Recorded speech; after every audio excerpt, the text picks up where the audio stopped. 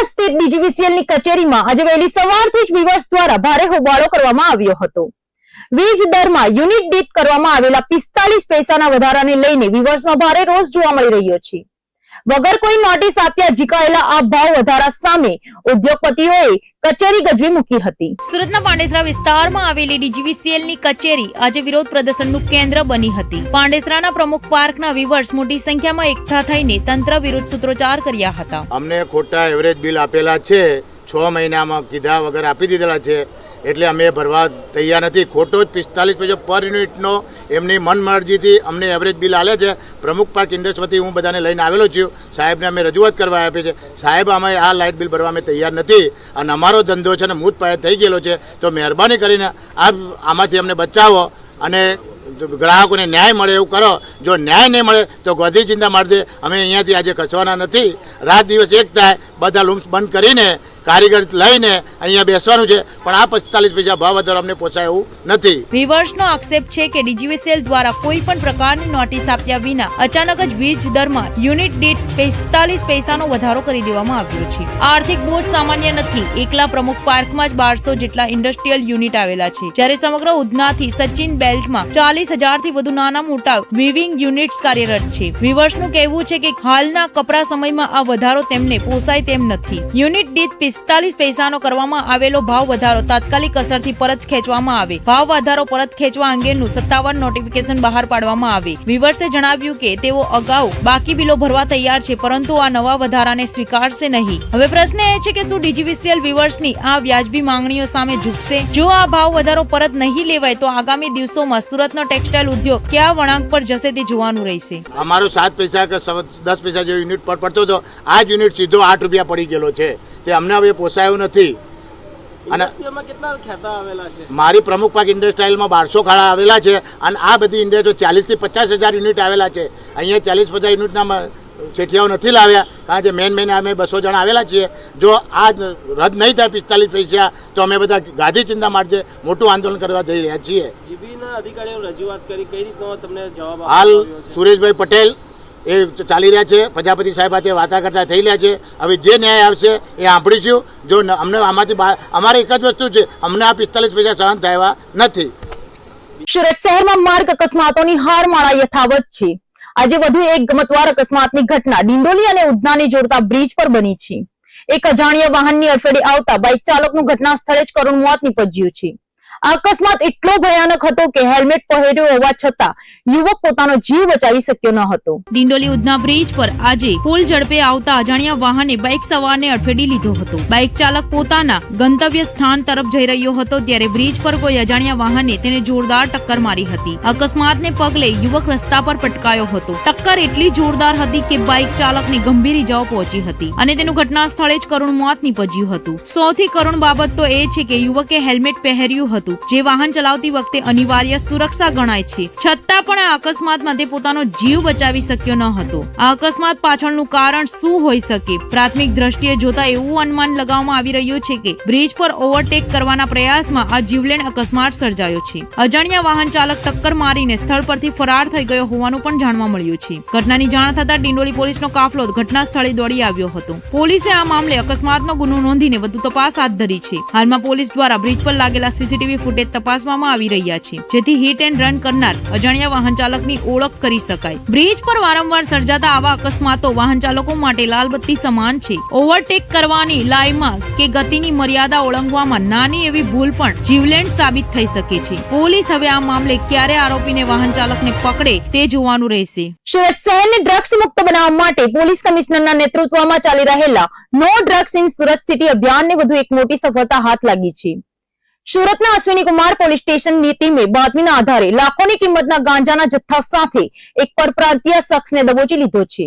અશ્વિની કુમાર પોલીસને બાતમી મળી હતી કે એક ઈસમ ગાંજાના જથ્થા સાથે રિક્ષામાં બેસીને અશ્વિની કુમાર રેલવે પટરી પાસે ઉમિયાધામ મંદિર તરફ જતા રસ્તા પરથી પસાર થવાનો છે। જે બાતમીના આધારે પોલીસે આયોજનબદ્ધ રેડ કરીને લખવિંદર ચરણસિંહ નામના શખ્સને અટકાયતમાં લીધો હતો। આરોપીની તલાશી લેતા તેની પાસેથી મોટી માત્રામાં માદક પદાર્થ મળી આવ્યો હતો। પોલીસે આરોપી આરોપી પાસેથી 1.660 કિલોગ્રામ ગાંજો જેની કિંમત 95,500, એક મોબાઈલ ફોન જેની કિંમત 5,000 તેમજ રોકડા 1,000 મળીને કુલ્લે 1,05,503 નો મુદ્દામાલ જપ્ત કર્યો હતો. ઝડપાયેલ આરોપી મૂળ પંજાબનો વતની હતો. અશ્વિની કુમાર પોલીસે આ મામલે NDPS એક્ટ હેઠળ ગુનો નોંધીને વધુ તપાસ હાથ ધરી છે. આ ગાંજાનો જથ્થો ક્યાંથી લાવવામાં આવ્યો હતો અને સુરતમાં કોને પહોંચાડવાનો હતો, પોલીસે હાલ આરોપીની અટકાયત કરીને વધુ પૂછપરછ હાથ ધરી છે. સુરતમાં પ્રજાસત્તાક પર્વની ઉજવણી નિમિત્તે યોજાયેલી રેલીમાં રાજ્યના ગૃહ રાજ્યમંત્રી હર્ષ સંઘવીએ હાજરી આપી હતી. હર્ષ સંઘવીએ પોતાના સંબોધનમાં સુરત પોલીસની કામગીરીને બિરદાવવાની સાથે સાથે યુવાનોને એક નવી જવાબદારી સોંપી છે.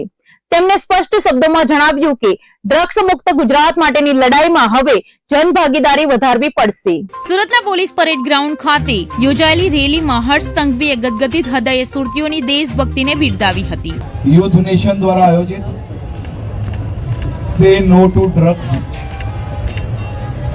ને આજની રિપબ્લિક ડે ની રેલીમાં સર્વપ્રથમ હું સુરત પોલીસને અભિનંદન આપવા માંગુ છું.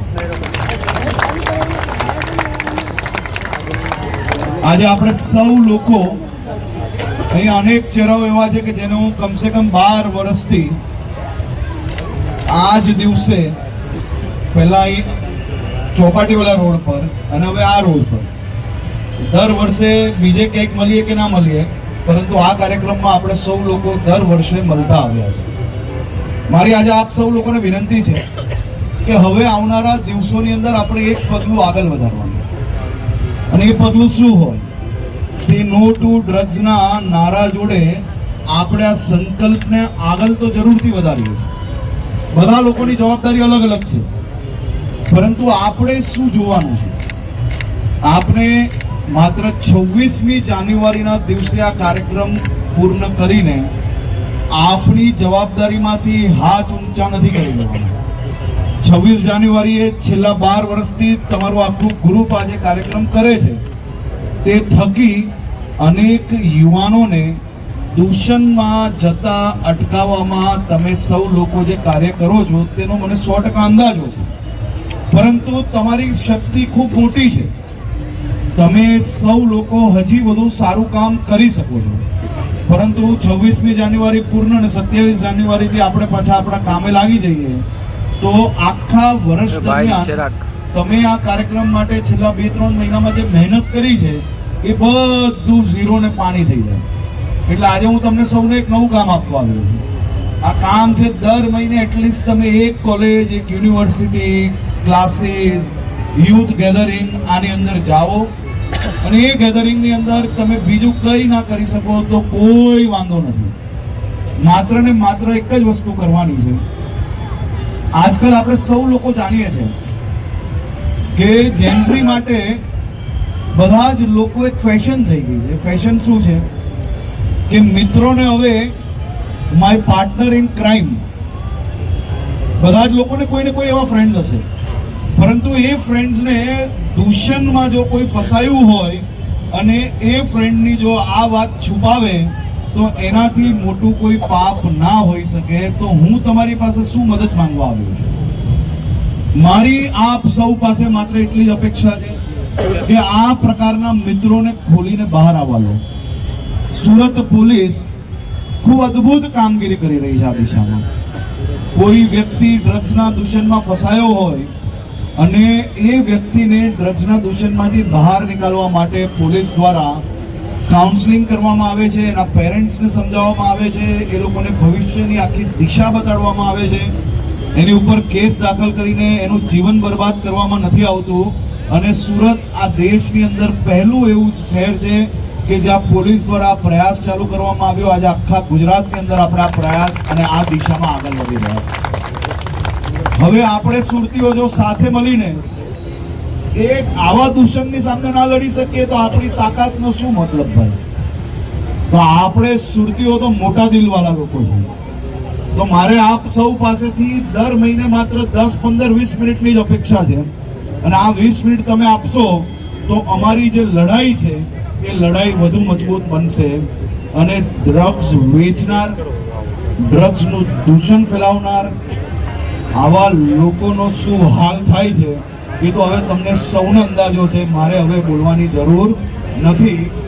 પરંતુ આ સુરત શહેર ખૂબ નસીબદાર શહેર છે. ગુજરાત રાજ્ય એ એનથી બી વધુ નસીબદાર છે. કેમ? કારણ કે આ એક જ રાજ્ય એવું હશે સાહેબ કે જે રાજ્યમાં કોઈ વ્યક્તિનો ફોટો ગૃહમંત્રી જોડે હોય અને એને પકડવામાં આ રાજ્યની પોલીસ છોડતી નથી. એ એનું મોટું એક્ઝામ્પલ છે કે ડ્રગ્સના કિસ્સામાં, ડ્રગ્સના કોઈ બી કિસ્સા હોય કે ડ્રગ્સનું કોઈ બી દૂષણ હોય, એની સામે ગુજરાત પોલીસ મજબૂતાઈથી લડે છે. તમારા બધાના આશીર્વાદ અને જ્યારે ભગવાન પાસે જાઓ ને ત્યારે આ પોલીસ માટે દુઆ માંગજો સાહેબ.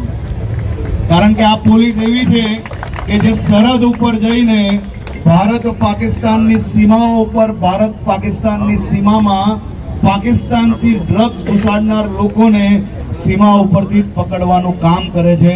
75 થી વધારે પાકિસ્તાનીઓ જેલના હવાલે બંધ કરવાનું કામ તમારી ગુજરાત પોલીસે કર્યું.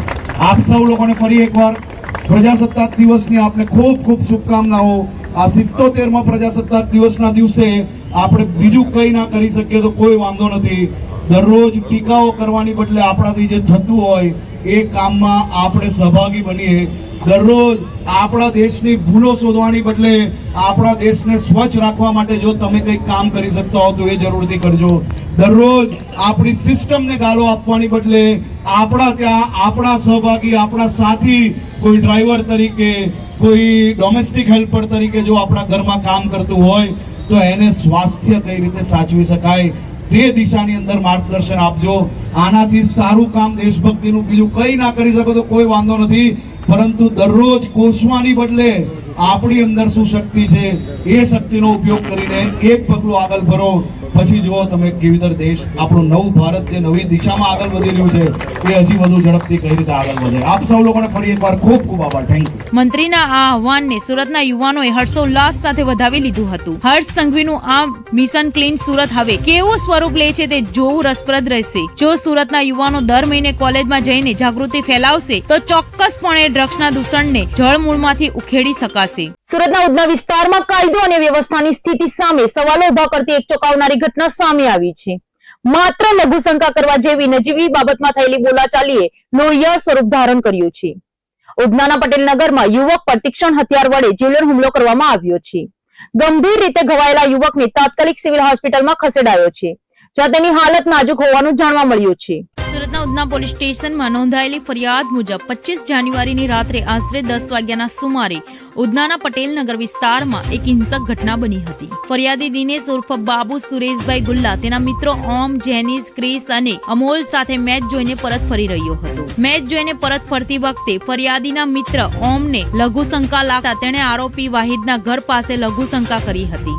આ બાબતે વાહિદ અને તેના પરિવારના સભ્યો બોલવા લાગતા ઓમે તુરંત જ પોતાની ભૂલ સ્વીકારીને માફી માંગી લીધી હતી.